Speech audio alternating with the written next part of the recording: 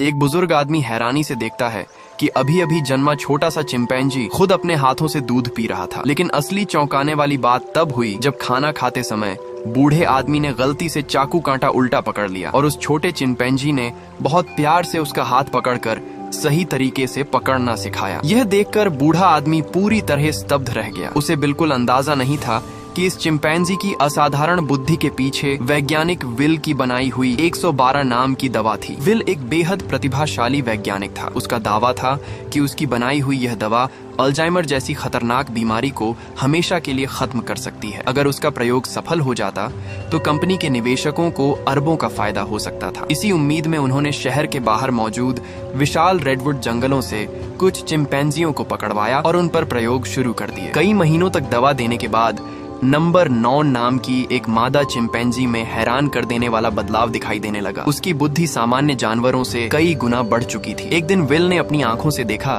कि नंबर 9 ने मुश्किल पजल गेम को सिर्फ 1 मिनट के अंदर पूरा कर दिया। ये देखकर वह खुशी से पागल हो उठा। वह तुरंत लैब से बाहर भागा और सीधे निवेशकों के पास पहुंच गया। उसने उत्साहित होकर कहा कि अब इंसानों पर ट्रायल शुरू करने की अनुमति मिल जानी चाहिए। असल में विल पिछले 5.5 सालों से लगातार इस दवा पर काम कर रहा था। उसने अपनी पूरी जिंदगी लैब में झोंक दी थी। उसकी इस मेहनत के पीछे एक बहुत निजी वजह थी। उसके अपने पिता अल्जाइमर से पीड़ित थे। धीरे धीरे उनके दिमाग ने काम करना बंद कर दिया था। वे बीती बातें तो याद रखते थे, लेकिन वर्तमान में क्या हो रहा है यह पल भर में भूल जाते थे। निवेशक पहले ही विल को चेतावनी दे चुके थे कि वह अपने शोध में निजी भावनाएं शामिल न करे, लेकिन जब उसे लगा कि शायद उसके पिता की बीमारी का इलाज अब संभव हो सकता है तो वह खुद को रोक नहीं पाया। उसने तुरंत बोर्ड मीटिंग बुलाने की मांग कर दी ताकि इंसानी परीक्षण शुरू किए जा सकें। मजबूरी में निवेशकों ने हामी भर दी, लेकिन मीटिंग के दौरान विल ने एक अजीब बात का भी जिक्र किया। उसने बताया कि नंबर 9 की आंखों की पुतलियों में हरे रंग के छोटे छोटे धब्बे दिखाई देने लगे हैं। अभी तक यह पता नहीं चल पाया कि ऐसा क्यों हो रहा है। हालांकि फिलहाल कोई बुरा असर नहीं दिख रहा। जैसे ही विल अपनी बात खत्म करता है,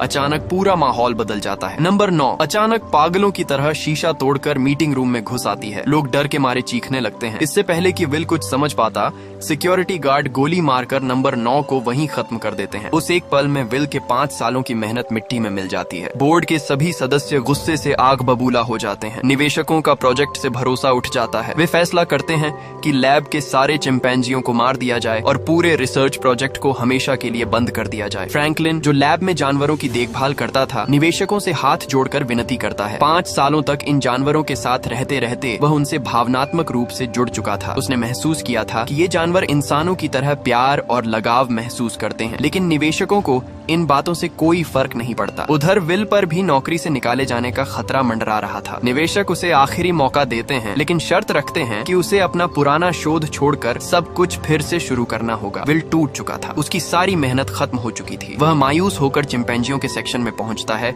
ताकि आखिरी बार उन्हें अलविदा कह सके, लेकिन वहीं उसे एक ऐसा सच पता चलता है जिसने सब बदल दिया। नंबर 9 के पिंजरे का दरवाजा खुला हुआ था और अंदर एक नवजात चिंपैंजी बच्चा छिपा बैठा था। अब विल को सब समझ आ जाता है। नंबर 9 पागल नहीं हुई थी। उसे लगा था कि लोग उसके बच्चे को नुकसान पहुंचाने वाले हैं। एक माँ होने के नाते वह सिर्फ अपने बच्चे की रक्षा कर रही थी। यह सच जानकर विल अपना चेहरा पकड़ लेता है। उसे यकीन नहीं होता कि उसका पूरा प्रयोग एक छोटे से बच्चे की वजह से असफल हो गया। फ्रैंकलिन उस मासूम बच्चे को उठाकर सीधे विल की गोद में रख देता है, क्योंकि अब पूरी लैब बंद होने वाली थी और अगर वह बच्चा वहीं रहता तो निश्चित रूप से उसे भी मार दिया जाता। विल के पास 2 रास्ते थे, या तो वह बच्चे को मरने के लिए छोड़ दे या उसे अपने साथ ले जाए। वह उस छोटे से मासूम जीव को देखता है और उसका दिल पसीज जाता है। आखिरकार वह उसे एक बॉक्स में छिपाकर अपने घर ले आता है। घर पहुंचने पर डॉक्टर बताते हैं कि उसके पिता की हालत पहले से भी ज्यादा खराब हो चुकी है। वे मानसिक संतुलन खोने के करीब हैं। उन्हें सिर्फ पुरानी यादें याद रहती हैं, लेकिन वर्तमान की हर बात तुरंत भूल जाती है। विल सोचता है कि शायद ये छोटा चिंपैंजी उसके पिता के अकेलेपन को कम कर सके, लेकिन जैसे ही दोनों पहली बार मिलते हैं, छोटा चिंपैंजी प्यार से बूढ़े आदमी की उंगली पकड़ लेता है। उसकी मासूम आंखों में दिख रही अपनापन की भावना सीधे बूढ़े आदमी के दिल को छू जाती है। वह खुशी से उसे ऊपर उठाता है और उसका नाम रखता है सीजर। सीजर के आने के बाद वह उदास और खामोश घर फिर से जीवंत हो जाता है। विल अपने काम में इतना व्यस्त रहने लगा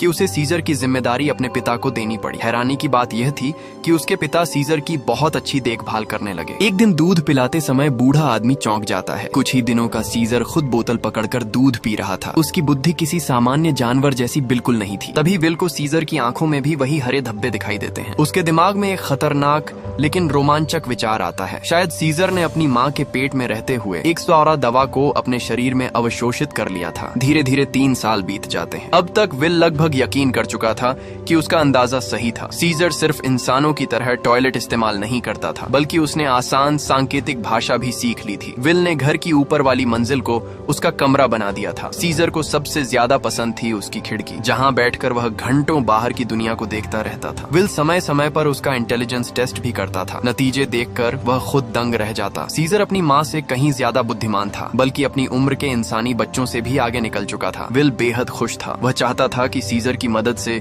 फिर से अपने रिसर्च को आगे बढ़ाए, लेकिन तभी उसके पिता की हालत और ज्यादा बिगड़ने लगती है। वे छोटी छोटी बातों पर गुस्सा करने लगते हैं, केयर टेकर से लड़ाई करने लगते हैं और कई बार हिंसक भी हो जाते हैं। आखिरकार केयर टेकर तंग आकर विल से साफ कह देता है कि अब उसके पिता को वृद्धाश्रम भेज देना चाहिए। अपने पिता की टूटी हुई हालत देखकर विल अंदर से बिखर जाता है। उसी पल उसके मन में एक बेहद खतरनाक फैसला जन्म लेता है। एक रात मौका देखकर वह लैब से चोरी छिपे एक स्पारा दवा की 3 शीशियां चुरा लेता है और उन्हें घर के स्टोर रूम में छिपा देता है। उस रात विल देर तक स्टोर रूम में बैठा उन दवाइयों को घूरता रहा। उसके हाथ कांप रहे थे। उसके मन में बार बार एक ही सवाल उठ रहा था, क्या वह सही कर रहा है? अगर कुछ गलत हो गया तो? लेकिन दूसरी तरफ वह अपने पिता को इस हालत में धीरे धीरे खत्म होते हुए भी नहीं देख सकता था। आखिरकार भावनाएं उसके डर पर भारी पड़ गईं। विल ने कांपते हाथों से 112 दवा अपने पिता के शरीर में इंजेक्ट कर दी, लेकिन जैसे ही वह पीछे मुड़ा, उसने देखा कि सीजर चुपचाप कोने में बैठा उसकी हर हरकत देख रहा था। उसकी आंखें सब समझने की कोशिश कर रही थी। अगली सुबह विल की आंख खुली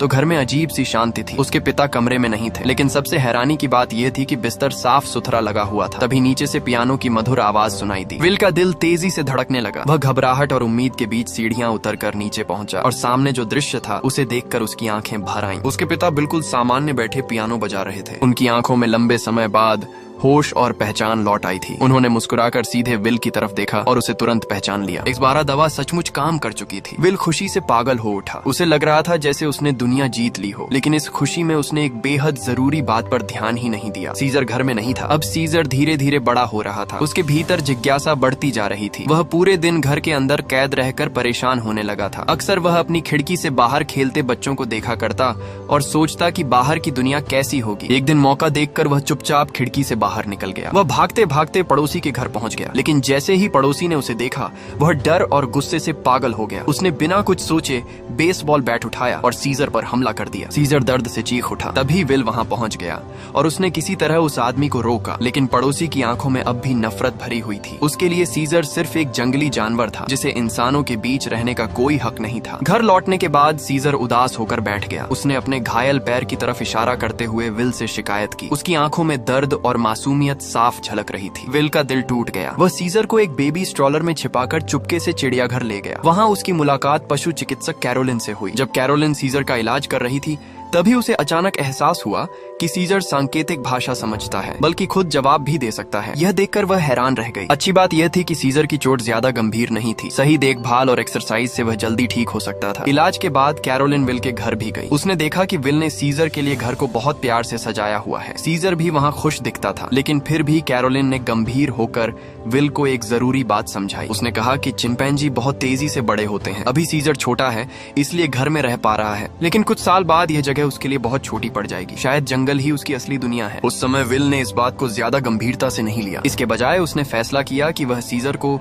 शहर के बाहर रेडवुड जंगल घुमाने ले जाएगा। उसने कैरोलिन को भी साथ चलने का न्योता दिया। कुछ ही समय बाद वे तीनों जंगल पहुंच गए। चारों तरफ फैले विशाल हरे पेड़ों को देखकर सीजर की आंखें चमक उठी। ऐसा लग रहा था जैसे प्रकृति उसे पुकार रही हो। शायद उसकी माँ की यादें और जंगल का रिश्ता उसके खून में बसा हुआ था। जब विल ने उसके गले की बेल्ट खोली तो सीजर तुरंत भागा नहीं। इसके बजाय वह झुककर नीचे बैठ गया और उसने अपना हाथ आगे बढ़ाया। कैरोलिन मुस्कुराई। उसने बताया कि यह चिंपैंजियों की आदत होती है। उनके झुंड में हमेशा एक नेता होता है और बाकी सदस्य कोई भी काम करने से पहले उसकी अनुमति लेते हैं। मतलब सीजर के दिल में विल ही उसका राजा था। कैरोलिन ने प्यार से विल का हाथ पकड़कर सीजर की हथेली पर रखा। जैसे ही उसे इजाजत मिली, सीजर खुशी से जंगल की तरफ भाग पड़ा और कुछ ही पलों में पेड़ों के बीच गायब हो गया। जब विल उसे ढूंढते हुए आगे पहुंचा तो उसने देखा कि सीजर विशाल रेडवुड पेड़ों के सामने खड़ा उन्हें मंत्रमुग्ध होकर देख रहा था। उस पल पहली बार सीजर को ऐसा महसूस हुआ जैसे वह अपनी असली दुनिया में वापस आ गया हो। उसके भीतर सोई हुई जंगली प्रवृत्ति जाग उठी। वह तेजी से पेड़ों पर चढ़ने लगा,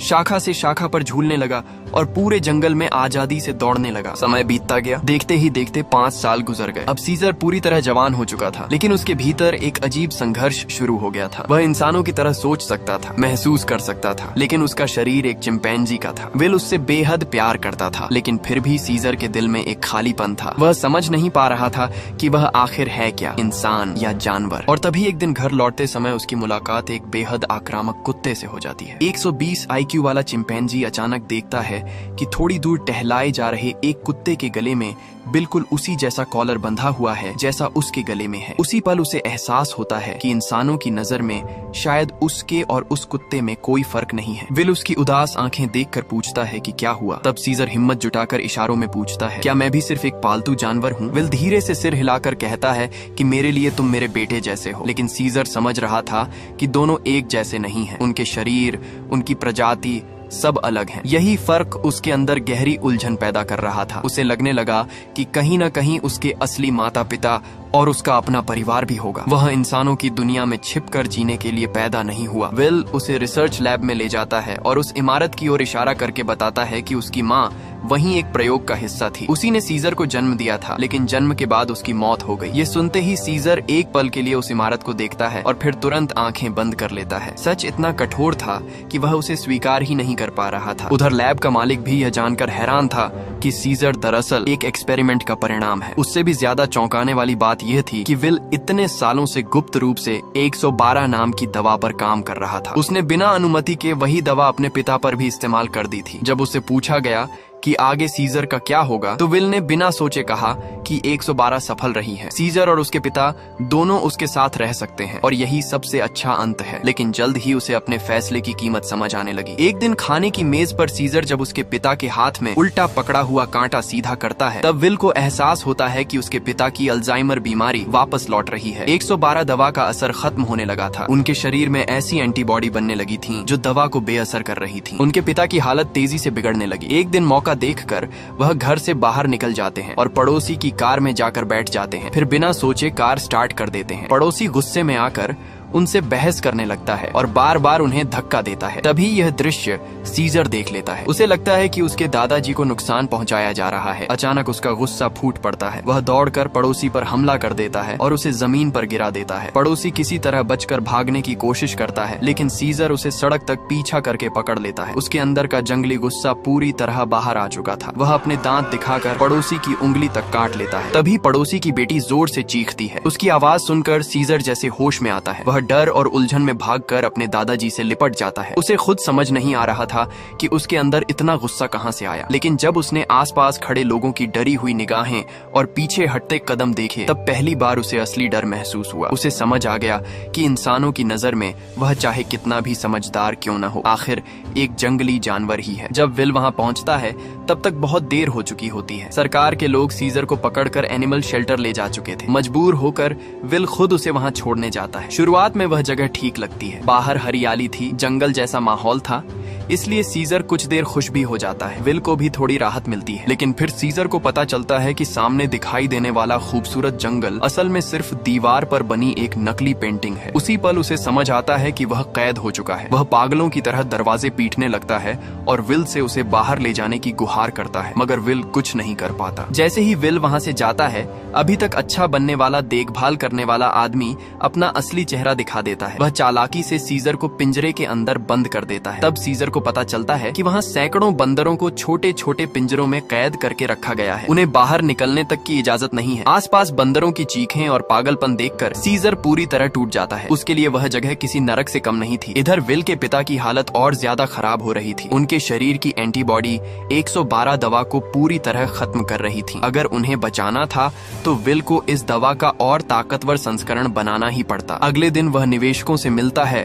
और पहली बार सच बताता है कि उसने अपने पिता पिता पर गुप्त रूप से यह दवा इस्तेमाल की थी। सभी लोग हैरान रह जाते हैं, लेकिन जब उन्हें पता चलता है कि दवा ने इंसानों पर असर दिखाया है तो उनके सामने अरबों का बिजनेस दिखाई देने लगता है। हालांकि दवा का असर सिर्फ 5 साल तक रहा, फिर भी यह एक बहुत बड़ी सफलता थी। अब विल ने उसी दवा का नया और ज्यादा शक्तिशाली संस्करण तैयार किया था। उसने उसका नाम रखा 113। यह सिर्फ अल्जाइमर का इलाज नहीं था, बल्कि इंसानी दिमाग की क्षमता भी बढ़ा सकता था। ये सुनते ही निवेशक तुरंत 113 प्रोजेक्ट को मंजूरी दे देते हैं और इस बार भी प्रयोग के लिए बंदरों को चुना जाता है। उधर शेल्टर में रात का समय था। देखभाल करने वाला आदमी गुस्से से सीजर के सामने बेस्वाद खाना फेंक देता है। सीजर भी चुप नहीं रहता और कटोरा वापस बाहर फेंक देता है। इससे वह आदमी बुरी तरह भड़क जाता है। गुस्से में वह हाई प्रेशर पानी की बौछार सीजर पर छोड़ देता है। बेचारा सीजर डरकर कोने में सिमट जाता है। उसे समझ नहीं आता कि आखिर उसने ऐसा क्या गलत किया है। निराश होकर वह जमीन से एक पत्थर उठाता है और दीवार पर एक निशान बनाता है। उसके दिल में अब भी उम्मीद थी कि एक दिन विल उसे वापस घर ले जाएगा। धीरे धीरे उसके अंदर इंसानों जैसी भावनाएं जन्म लेने लगी थीं। दर्द, अकेलापन, यादें और अपनापन। लेकिन उसे नहीं पता था कि यही भावनाएं आगे चलकर एक बहुत बड़े विनाश की शुरुआत बनने वाली हैं। इसी बीच विल एक और चिंपैंजी चुनता है जिसका नाम कोबा था। उसे ऑपरेशन टेबल पर लिटाया जाता है और 113 के नए प्रयोग की तैयारी शुरू हो जाती है। 113 दवा का प्रयोग शुरू किया गया, लेकिन टेस्ट के दौरान अचानक हादसा हो गया। 113 दवा ले जाने वाली पाइपलाइन टूट गई और थोड़ी सी गैस बाहर फैल गई। लैब में मौजूद फ्रैंकलिन ने सुरक्षा मास्क नहीं पहना था, इसलिए उसने अनजाने में दवा की थोड़ी मात्रा सांस के साथ अंदर खींच ली। उसने तुरंत स्थिति संभालने की कोशिश की, लेकिन तब तक देर हो चुकी थी। दवा उसकी नाक के रास्ते शरीर के अंदर पहुंच चुकी थी और चुपचाप अपना असर शुरू कर चुकी थी। उधर शेल्टर में सीजर की जिंदगी बिल्कुल आसान नहीं थी। वहाँ मौजूद बाकी बंदर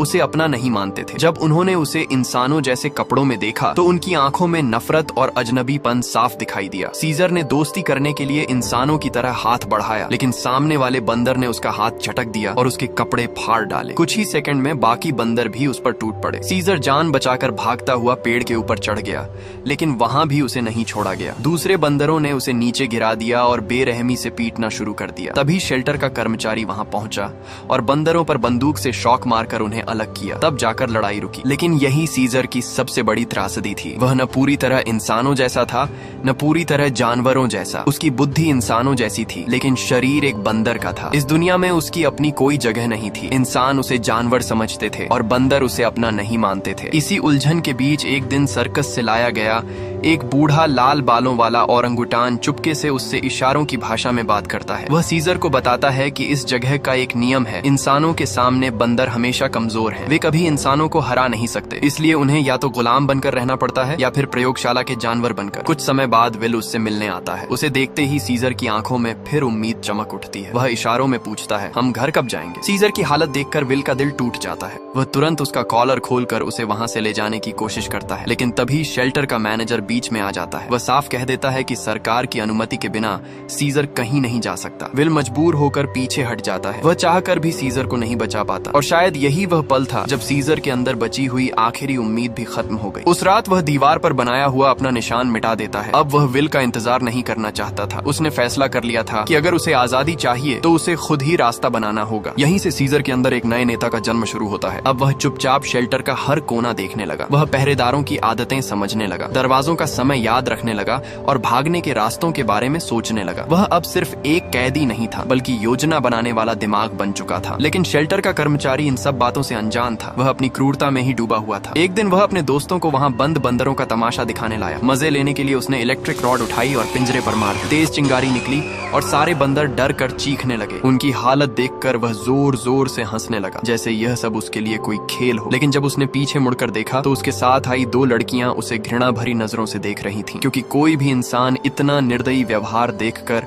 सहज नहीं रह सकता था। उधर सीजर पूरे समय चुपचाप अपने बिस्तर के नीचे छिपा बैठा रहा। उसने एक शब्द तक नहीं कहा, लेकिन उसकी खामोशी ने वहाँ मौजूद एक आदमी का ध्यान अपनी ओर खींच लिया, सिर्फ इसलिए कि उसने एक चिंपैंजी को एक अजीब सा इशारा करते देख लिया था। एक मूर्ख आदमी जानबूझकर उसके सामने बियर निकालकर उसे चिढ़ाने लगा, लेकिन अगले ही पल सीजर ने झपट्टा मारकर उसकी शर्ट कसकर पकड़ ली। उसकी आंखों में भयानक गुस्सा जल रहा था। थोड़ी दूरी पर खड़े देखभाल करने वाले ने यह नजारा देखा और तुरंत इलेक्ट्रिक डंडा लेकर दौड़ा चला आया। सीजर ने अनिच्छा से उस आदमी को छोड़ दिया, लेकिन वह आदमी कभी नहीं जान पाया कि सीजर ने उस पर हमला सिर्फ इसलिए किया था ताकि उसकी जेब में रखा फोल्डिंग चाकू हासिल कर सके। बाद में सीजर ने उस चाकू की मदद से एक साधारण ताला खोलने वाला औजार बनाया। रात को जब कर्मचारी आराम कर रहे थे, वह चुपके से अपने पिंजरे से बाहर निकल आया और सीधे बक के पिंजरे के सामने पहुंचा। बक वहां का सबसे विशाल और ताकतवर चिंपैंजी था। उसकी हिंसक प्रवृत्ति के कारण उसे बाकी सबसे अलग एक अकेले कमरे में बंद रखा गया था। लेकिन सीजर ने बिना झिझक उसके पिंजरे का दरवाजा खोल दिया और हल्के से उसे छूकर इशारा किया। बक पहले तो भड़क उठा, मगर जब उसने देखा कि दरवाजा खुला है और वह आजाद है तो उसे अपनी आंखों पर यकीन नहीं हुआ। उसने सावधानी से एक पैर बाहर निकाला। जब उसे यकीन हो गया कि कोई खतरा नहीं है तो वह तेजी से बाहर निकल आया। रात की ठंडी हवा उसके चेहरे से टकराई। उसने पीछे मुड़कर देखा तो सीजर की आंखों में हल्की मुस्कान थी। उसी क्षण उसके दिल में सीजर के लिए गहरी कृतज्ञता भर गई। उसने मन ही मन फैसला कर लिया कि वह सीजर को पूरे समूह का राजा बनाएगा। उधर आधी रात को पुराने बंदर राजा की नींद खुली तो उसने देखा कि उसके सिर के ऊपर लगा दरवाजा खुला हुआ है। वह तुरंत बाहर निकला, लेकिन जैसे ही वह बाहर निकलने वाले रास्ते तक पहुंचा, पहले से घात लगाकर बैठे सीजर ने उस पर हमला कर दिया। सीजर ने एक बाल्टी उठाई और पूरी ताकत से जमीन पर दे मारी। आवाज सुनकर बंदर राजा पीछे मुड़ा तो देखा कि विशालकाय बक उसके ठीक पीछे खड़ा है। बक की आंखों में साफ चेतावनी दिखाई दे रही थी। इस समय तक सभी चिंपैंजी जाग चुके थे और चुपचाप इस मुकाबले को देख रहे थे। हालात का अंदाजा लगाते हुए बंदर राजा समझ गया कि उसके पास जीतने का कोई मौका नहीं है। आखिरकार उसने हार मान ली। उसने अपना हाथ आगे बढ़ाया और सिर झुकाकर समर्पण कर दिया। उसी क्षण सत्ता का हस्तांतरण हो गया। अब सीजर इस पूरे आश्रय गृह का असली राजा बन चुका था। दूसरी ओर प्रयोगशाला में 113 दवा का इंजेक्शन पाने वाला कोबा एक चमत्कार कर बैठा। जैसे ही निवेशक कमरे में दाखिल हुआ, कोबा ने कागज पर उसका नाम लिख दिया। यह देखकर निवेशक खुशी से उछल पड़ा। उसने तुरंत विल को बुलाया और कोबा की जांच करवाई। परीक्षणों के परिणाम चौंकाने वाले थे। कोबा की बुद्धि पहले से कई गुना बढ़ चुकी थी। 13 दवा सफल हो चुकी थी। लेकिन इसी दौरान विल एक और महत्वपूर्ण बात पर ध्यान नहीं दे पाया। उसके पास खड़ा फ्रैंकलिन जोर से खांसा, लेकिन अस्पताल के बिस्तर पर लेटे विल के पिता ने उसे रोक दिया और धीरे से सिर हिलाया। उन्हें महसूस हो चुका था कि उनकी जिंदगी अब अधिक समय की मेहमान नहीं है। वह अपने आखिरी दिनों को शांति से बिताना चाहते थे और दुनिया को अलविदा कहना चाहते थे। विल अपने पिता की भावना समझ गया। उसने दवा को एक तरफ रख दिया और पूरी रात अपने पिता के साथ बिताई। अगली सुबह सूरज की किरणें हमेशा की तरह कमरे में दाखिल हुईं, लेकिन इस बार उसके पिता के हाथों की गर्माहट हमेशा के लिए गायब हो चुकी थी। उनका निधन हो चुका था। विल के लिए यह बेहद दर्दनाक पल था, लेकिन कुछ सच्चाइयां ऐसी होती हैं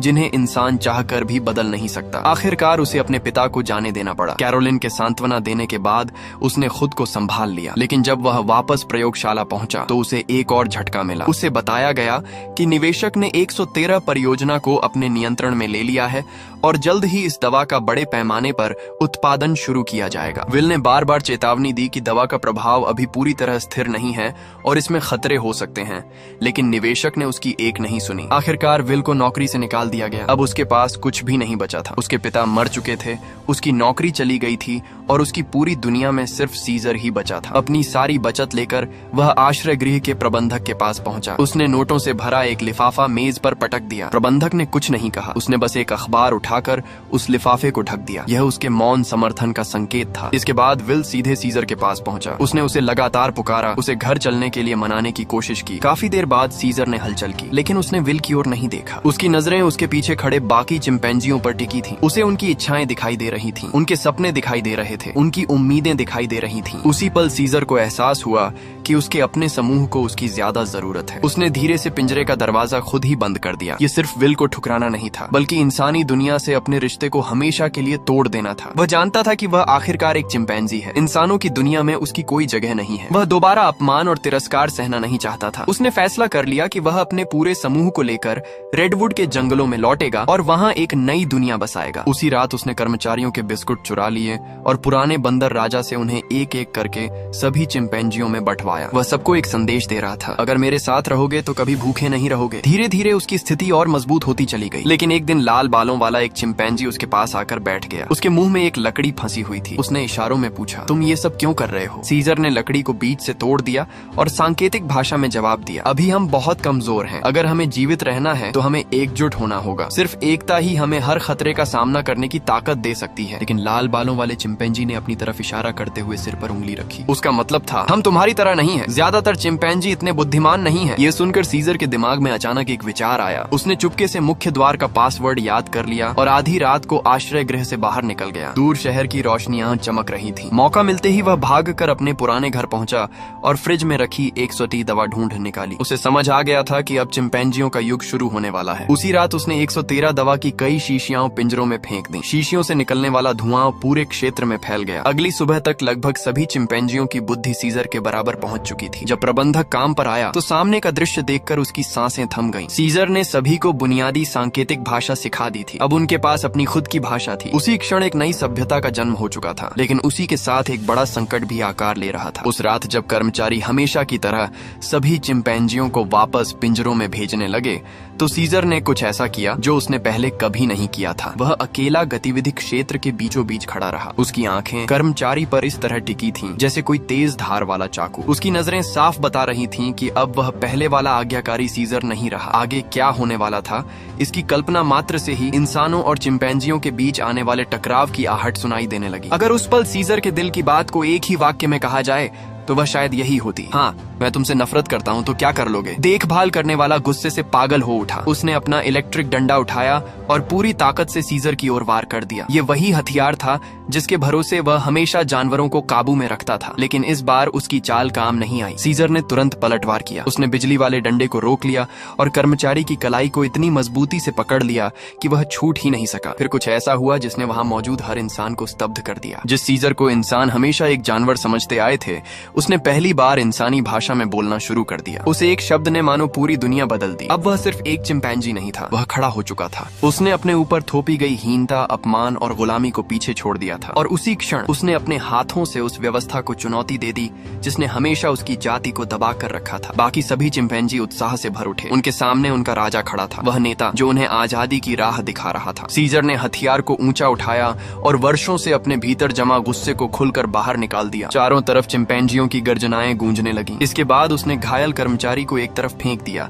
और आश्रय गृह के सारे दरवाजे खोल दिए। अब कोई कैदी नहीं था, हर पिंजरा खुल चुका था और यहीं से एक विशाल क्रांति की शुरुआत हुई। कुछ ही देर बाद दूसरा कर्मचारी घटनास्थल पर पहुंचा, लेकिन आते ही चिंपैंजियों ने उसे चारों तरफ से घेर लिया। वह लगभग मारा ही जाने वाला था कि तभी सीजर ने सबको रोक दिया। उसका उद्देश्य इंसानों को मारना नहीं था, वह सिर्फ अपने समूह के लिए आजादी और सम्मान चाहता था। लेकिन किस्मत को कुछ और मंजूर था। पहले वाला कर्मचारी जो बेहोश पड़ा था अचानक होश में आ गया। जागते ही उसने फिर वही इलेक्ट्रिक डंडा उठाया और सीधे सीजर पर टूट पड़ा। स्थिति बेहद खतरनाक हो गई। उसी समय सीजर की नजर पास रखी एक हाई प्रेशर पानी की पाइप पर पड़ी। उसने तुरंत पाइप उठा ली और पानी छोड़ दिया। पानी की तेज धार बिजली से टकराई। अगले ही पल भयानक करंट कर्मचारी के पूरे शरीर में दौड़ गया। वर्षों तक जानवरों पर अत्याचार करने वाला वह व्यक्ति वहीं ढेर हो गया। अब पीछे मुड़ने का कोई रास्ता नहीं बचा था। सीजर के नेतृत्व में सभी चिंपैंजी व्यवस्थित ढंग से गतिविधि क्षेत्र के बीच खड़े विशाल नकली पेड़ पर चढ़ गए। फिर उन्होंने ऊपर लगी मोटी कांच की छत तोड़ दी और बाहर निकल गए। जब सुबह होने लगी तब तक वे पहाड़ी क्षेत्र तक पहुंच चुके थे। दूर चमकते शहर को देखकर सीजर ने हाथ उठाकर संकेत दिया। पूरा समूह फिर से आगे बढ़ पड़ा। उधर विल कैरोलिन को साथ लेकर आश्रय गृह पहुंचा। वहां का दृश्य देखकर उसके पैरों तले जमीन खिसक गई। हर तरफ तबाही फैली हुई थी। कर्मचारी गायब थे। जमीन पर पड़े एक कर्मचारी का शव ठंडा हो चुका था। तभी विल की नजर खुले पड़े 113 दवा के कंटेनरों पर गई। उसे तुरंत किसी बड़े खतरे का एहसास हुआ। उसकी आशंका तब सच साबित हो गई जब उसे एक जीवित कर्मचारी मिला। उस कर्मचारी ने बताया कि सीजर ने इंसानी भाषा में बात की थी। ये सुनते ही विल समझ गया कि हालात उसकी कल्पना से कहीं ज्यादा गंभीर हो चुके हैं। उसने तुरंत पुलिस को सूचना दी। निगरानी कैमरों की रिकॉर्डिंग देखी गई। फुटेज में साफ दिखाई दे रहा था कि कैसे सीजर पूरे समूह का नेतृत्व कर रहा था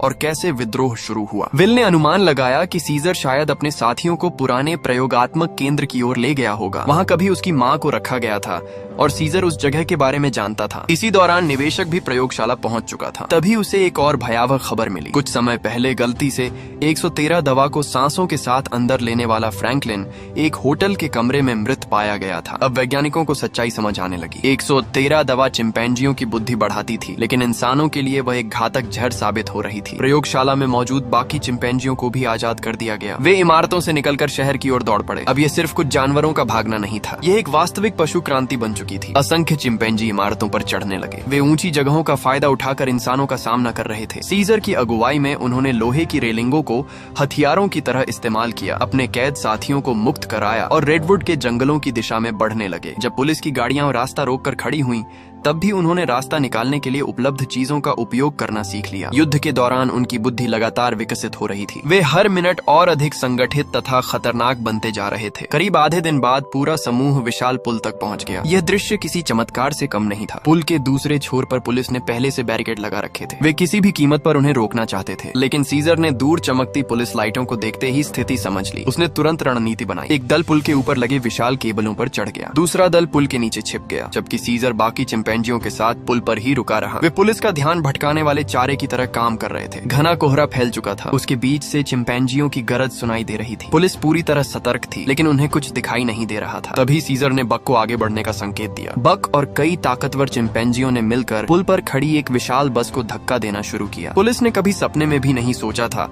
कि चिंपैंजी युद्ध नीति का इस्तेमाल कर सकते हैं, लेकिन असली डरावना दृश्य अभी बाकी था। कोहरे के बीच अचानक एक घोड़ा दौड़ता हुआ दिखाई दिया। सभी पुलिसकर्मी उसकी ओर देखने लगे। जब घोड़ा करीब आया तो उनकी आंखें फटी रह गईं। घोड़े की पीठ पर एक विशाल शक्तिशाली चिंपैंजी सवार था। वह सीजर था। उसने जोरदार गर्जना की। इसी संकेत के साथ पुल के ऊपर और नीचे छिपे सभी चिंपैंजियों ने एक साथ हमला कर दिया। पुलिस पूरी तरह हक्का बक्का रह गई। कुछ ही मिनटों में उनकी पूरी व्यवस्था बिखर गई। यह लड़ाई 5 मिनट भी नहीं चली, तभी दूर से विल की आवाज गूंजी। वह बार बार सीजर का नाम पुकार रहा था। आवाज सुनते ही चिंपैंजी रुक गए। सीजर के चेहरे पर भी हैरानी साफ दिखाई देने लगी। कई महीनों बाद वह फिर से अपने पुराने मित्र को देख रहा था, लेकिन उनका यह मिलन ज्यादा देर तक नहीं चल सका। अचानक एक हेलीकॉप्टर ऊपर आ गया। उसमें बैठे सशस्त्र पुलिसकर्मियों ने मशीन अगनों से पुल पर अंधाधुंध गोलियां बरसानी शुरू कर दी। सीजर ने देखा कि उसके कई साथी घायल होकर गिर रहे हैं। उसका गुस्सा फूट पड़ा। वह हाथों में जंजीरें घुमाते हुए आगे बढ़ा और पूरी ताकत से उन्हें हेलीकॉप्टर की ओर फेंक दिया। जंजीर सीधे हेलीकॉप्टर में बैठे एक व्यक्ति से जा टकराई, लेकिन सहचालक की सीट पर बैठे पुलिस अधिकारी ने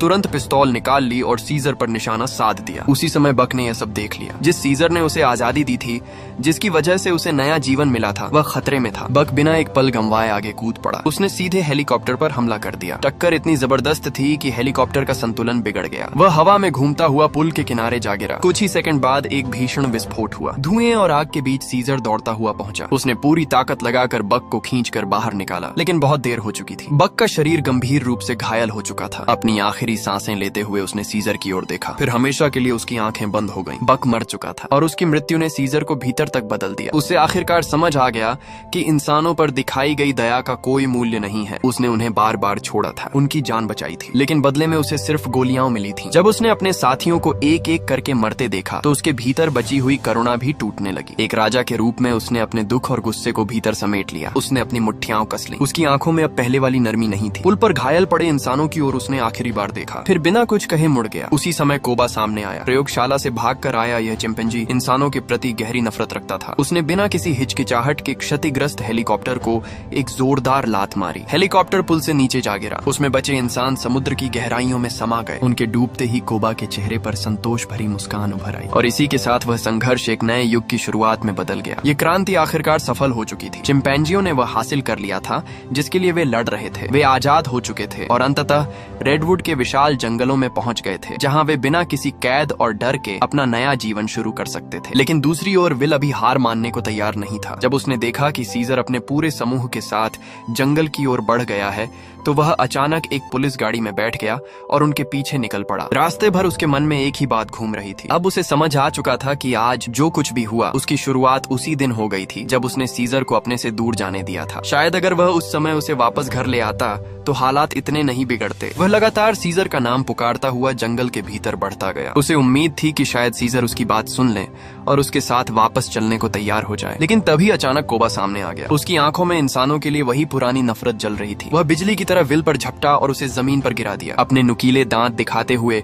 वह हमला करने ही वाला था कि तभी एक शक्तिशाली हाथ ने उसे पीछे धकेल दिया। सीजर आ चुका था। उसने पूरी ताकत से कोबा को दूर फेंक दिया। कोबा गुस्से से भर उठा, लेकिन जैसे ही उसकी नजर सीजर पर पड़ी उसका सारा क्रोध शांत हो गया। सीजर अब केवल एक साथी चिंपैंजी नहीं था, वह उनका राजा था, उनका नेता था। उनकी पूरी उम्मीद उसी पर टिकी हुई थी। कोबा तुरंत सिर झुकाकर पीछे हट गया और बिना कुछ कहे वहां से चला गया। जमीन पर बैठे विल ने राहत की सांस ली। उसने सीजर की ओर देखा, लेकिन यह वह सीजर नहीं था जिसे उसने बचपन से पाला था। ये कोई साधारण चिंपैंजी भी नहीं था। उसके सामने एक ऐसा नेता खड़ा था जिसने अपनी पूरी जाति को आजादी दिलाई थी। एक ऐसा राजा जिसके पीछे अब पूरा समुदाय चल रहा था। फिर भी विल के दिल में उसके लिए वही पुराना स्नेह था। वह अभी भी उसे अपने बेटे की तरह देखता था। विल जानता था कि इंसान आसानी से हार नहीं मानेंगे। सरकार, सेना और वैज्ञानिक संस्थाएं जल्द ही इन घटनाओं पर प्रतिक्रिया देंगी। भविष्य में बड़े संघर्ष हो सकते थे। इसी चिंता के कारण उसने आखिरी बार सीजर को मनाने की कोशिश की। उसने कहा कि अगर सीजर उसके साथ वापस चल पड़े तो वह उसकी रक्षा करेगा। चाहे कुछ भी हो जाए, वह उसे कभी कोई नुकसान नहीं होने देगा। वह उसे सुरक्षित रखेगा। सीजर कुछ क्षणों तक चुप रहा। उसकी आंखों में कई भाव एक साथ दिखाई दे रहे थे, कृतज्ञता, प्यार, सम्मान और विदाई। कुछ देर बाद वह धीरे धीरे आगे बढ़ा। उसने अपने दोनों हाथों से विल को हल्के से गले लगा लिया। ये एक बेटे का अपने पिता के प्रति अंतिम स्नेह था। फिर वह झुककर विल के कान के पास आया और धीरे से एक वाक्य कहा, सीजर घर पर है। बस इतना ही, लेकिन इस एक वाक्य में सब कुछ छिपा था। विल की आंखें भर आईं। उसे समझ आ गया कि अब सीजर वापस नहीं जाएगा। वह अब इंसानों की दुनिया का हिस्सा नहीं रहा। उसने अपना रास्ता चुन लिया था। जिस बच्चे को उसने अपने हाथों से बड़ा किया था, वह अब अपने पैरों पर खड़ा हो चुका था। और हर बच्चे की तरह उसे भी एक दिन अपना घर बनाना ही था। इस बार विल ने उसे रोकने की कोशिश नहीं की। उसने भारी मन से सिर हिला दिया। यह उसकी अंतिम स्वीकृति थी। सीजर ने उसे देखा, फिर ठीक वैसे ही जैसे बचपन में कहीं जाते समय पीछे मुड़कर देखता था। उसने एक आखिरी बार विल की ओर नजर डाली। उन दोनों के बीच शब्दों की अब कोई जरूरत नहीं थी। सब कुछ उनकी आंखें कह चुकी थीं। विल वहीं खड़ा रहा और सीजर तेजी से पेड़ों की ओर बढ़ गया। कुछ ही क्षणों में वह जंगल के सबसे ऊंचे पेड़ पर चढ़ गया। ऊपर पहुंचकर उसने दूर फैले शहर को देखा। वही शहर जहां उसने अपना बचपन बिताया था, जहां उसने प्यार भी पाया था और पीड़ा भी, जहां उसने इंसानों के साथ रहना सीखा था और जहां से उसकी पूरी यात्रा शुरू हुई थी। कुछ देर तक वह चुपचाप उस चमकती हुई दुनिया को देखता रहा। उसकी आंखों में कोई नफरत नहीं थी, सिर्फ एक शांत विदाई थी। फिर उसने अपनी नजरें शहर से हटाईं और अपने पीछे फैले विशाल जंगल की ओर देखा। अब यही उसका घर था। यहीं से एक नए युग की शुरुआत होने वाली थी। अपने साथियों के बीच खड़ा सीजर अब केवल एक चिंपैंजी नहीं था, वह एक राजा था, एक नेता था, एक नई सभ्यता का संस्थापक था। और उस दिन रेडवुड के जंगलों में खड़े होकर उसने अपने लोगों के लिए एक नया भविष्य चुन लिया। एक ऐसा भविष्य जहां वे आजाद होंगे, अपने नियम बनाएंगे और अपनी दुनिया बसाएंगे। इंसानों के युग के समानांतर अब एक नया युग जन्म ले चुका था और उसके केंद्र में खड़ा था सीजर, चिंपैंजियों का निर्विवाद राजा। बन